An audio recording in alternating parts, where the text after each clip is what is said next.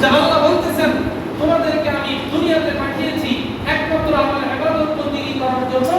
আর ইবাদত কি? ইবাদত হলো এটাই যে আমার নামাজ, আমার যাবতীয় ইবাদত, আমার এই দুনিয়াতে বেঁচে থাকা, আমার মৃত্যুবরণ করা, সব কিছু আল্লাহ রাব্বুল আলামিনের জন্য, সব কিছু আল্লাহর জন্য। কিন্তু আমরা আজকে আল্লাহকে আমাদের যে উদ্দেশ্যে আল্লাহ আমাদেরকে সৃষ্টি করেছেন ওই উদ্দেশ্য থেকে আমরা অনেক দূরে সরে গেছি। দূরে সরে যাওয়ার কারণ কি?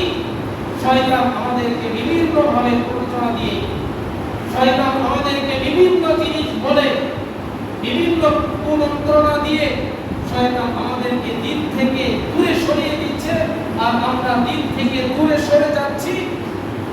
কিন্তু আমরা যারা একটু ধার্মিক হতে চাই, আমাদের বাপ দাদা ধার্মিক ছিল, আমাদের সমাজ ধার্মিক, আমাদের পরিবার ধার্মিক, আমরাও ধোঁকা খাচ্ছি ওই জায়গায় যে এখনো তো আমার ওই রকম ভাবে মসজিদে গিয়ে পড়ে থাকা, এরকম ভাবে সব সময় ইবাদতের মধ্যে মশগুল থাকা, সব সময় মাথায় টুপি দিয়ে চলাফেরা করা, সব সময় ইসলামকে প্রাধান্য দিয়ে চলা সময় আমার এখনো আসে নাই। আমি এখনো যুবক, আমার বয়স এখন 30, 35, 40, 15, 20 বছর বয়স, ওই বয়সটা আমার এখনো হয় নাই। যাদের হয়েছে তারা ঠিকই ওই রকম ভাবে চলতেছে। আমার দাদার হয়ে গেছে বয়স, আমার বাবার ওই বয়স হয়ে গেছে, তারাও যখন আমিও যখন ওই বয়সে যাব তখন আমি এগুলো করব। কিন্তু এই সুযোগ আপনার আমার আসবে এর কোনো গ্যারান্টি নাই। যেটা বলেছিলাম গতকালকের ঘটনা, যে তারা কখনো কল্পনা করে নাই, এক একজন এক এক স্বপ্ন নিয়ে বিমানে উঠছে, এক একজন এক এক স্বপ্ন নিয়ে লন্ডনে যাওয়ার জন্য যাত্রা করেছে। কি হলো? মুহূর্তের মধ্যেই প্রায় 300 মানুষ মুহূর্তের মধ্যে তারা এরকমভাবে এই দুনিয়া ছেড়ে চলে গেছে। তো এই জাতীয় বিষয়গুলো থেকেও যদি আমরা শিক্ষা না নেই,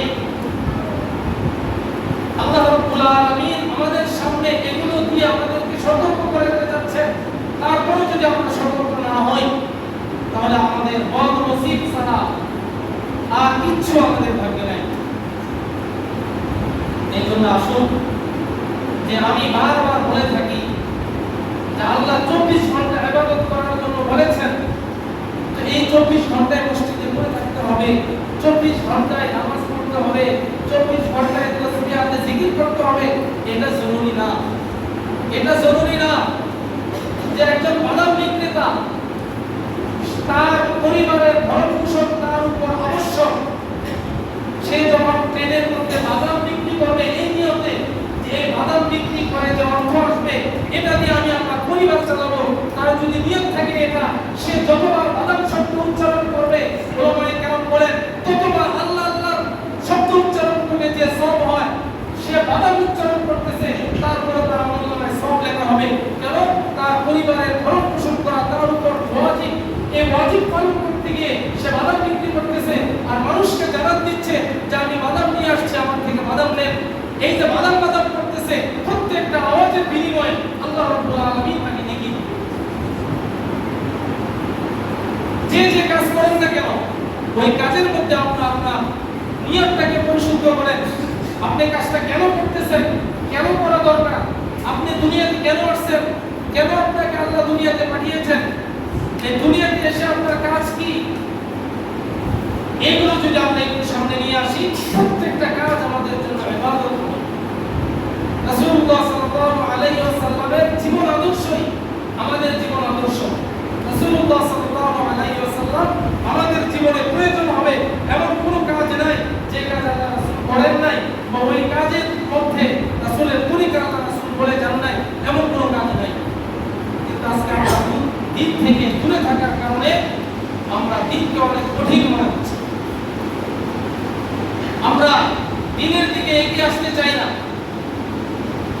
আমরা মনে করি যে আমি যদি আমার কর্মকর্ম ঠিকঠাক মতো পালন করি, হয়তো আমার ব্যবসা বাণিজ্য ভালো হবে না, হয়তো আমার কৃষি ভালো হবে না, হয়তো আমার চাকরির এরকম ভালো কিছু করতে পারবো না, এই জাতীয় কিছু ভেবে শয়তান আমাদেরকে ধোঁকা দিয়ে আমাদেরকে দিন এরকম ভাবে দিন থেকে অনেক দূরে ঠেলে দিচ্ছে, অনেক দূরে সরিয়ে দিচ্ছে। না, আমাদের আসতে হবে, আমাদেরকে এরকম আল্লাহর নৈকট্য অর্জন করতে হবে। আল্লাহর নৈকট্য অর্জনের জন্য যে কাজগুলো করা, ওই কাজগুলো আমাদের সবাইকে ঐক্যবদ্ধভাবে করতে হবে, যেটা আল্লাহ বলেছেন ওয়াতাসিমু বিহাবলিল্লাহি জামিআন ওয়া লা তাফাররাকু, যে তোমরা সকলে মিলে আল্লাহ রাব্বুল আলামিনের রশিকে, আল্লাহ রাব্বুল আলামিনের রুজুকে, আল্লাহর কোরআনকে তোমরা আঁকড়িয়ে ধরো। আল্লাহর কোরআনকে আঁকড়িয়ে ধরার ক্ষেত্রে তোমরা পরস্পরে বিচ্ছিন্ন হয়ে যেও না। আজকে আমরা যাও একটু ধর্মকর্ম আমরা পালন করি, যে এখানেও শয়তান আমাদেরকে এমন ভাবে বিচ্ছিন্ন করে রেখেছে, আমরা এই জায়গায় এসেও আমরা একত্রিত হতে চাই না। এই জন্য আমি সবার কাছে আবার অনুরোধ করব যে কুরবানি নামক ইবাদত আমাদেরকে যে শিক্ষা দিয়ে গেছে, যে তাকওয়ার শিক্ষা কুরবানি আমাদেরকে দিয়ে গেছে, যে জিকিরের শিক্ষা জিলহজ মাস আমাদেরকে দিয়ে গেছে, এগুলো আমাদেরকে আগামী 11 মাস তার উপরে আমাদেরকে প্র্যাকটিস করা লাগবে, তার উপরে আমাদেরকে থাকা লাগবে। যদি আমরা থাকি তাহলে এই কুরবানি আমাদের জন্য সার্থক হবে। সবসময় আল্লাহর ভয় ভক্তি নিয়ে চলা, এরকম ভাবে সব সময় জিকিরে ফিকিরে চলা। এরকম প্রতি নামাজের পরে আমরা জিকির করেছিলাম, তাকবীরে তাশরিক করেছিলাম। এই তাকবীরে তাশরিক, এই জিকির আল্লাহ রাব্বুল আলামিন আমাদেরকে আগামী 11 মাস যেন আমরা আল্লাহকে স্মরণ করে চলতে পারি, আল্লাহকে সর্বদা আমরা স্মরণ করি। এই জন্য এই জাতীয় ইবাদতগুলো আল্লাহ রাব্বুল আলামিন রাসূলুল্লাহ সাল্লাল্লাহু আলাইহি ওয়াসাল্লামের মাধ্যমে এই কয়দিন আমাদের উপর আবশ্যক করে দিয়েছিল, যাতে করে এখান থেকে সবক নিয়ে আমরা বাকি 11 মাস চলতে পারি। আল্লাহ রাব্বুল আলামিন আমাদের সবাইকে